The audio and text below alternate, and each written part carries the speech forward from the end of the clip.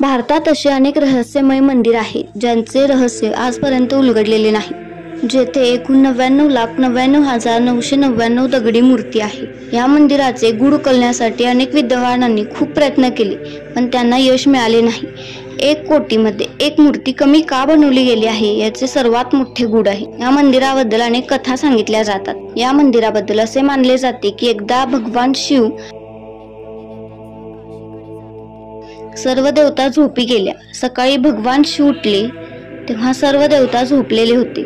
शिवजींना राग आला आणि त्यांनी शाप दिला, सर्व देवता दगड झालेत।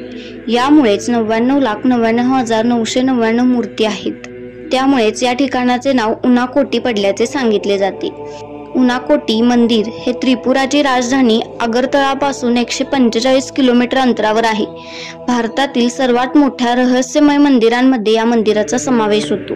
हे एक शिल्पकलेचे प्रतीक आणि प्राचीन शैव ठिकाण आहे, जेथे दगडी कोरीवकाम, देवदेवतांच्या आकृत्या आणि प्रतिमा आहेत। उनाकोटीचा शाब्दिक अर्थ 1 कोटीपेक्षा कमी असा होतो।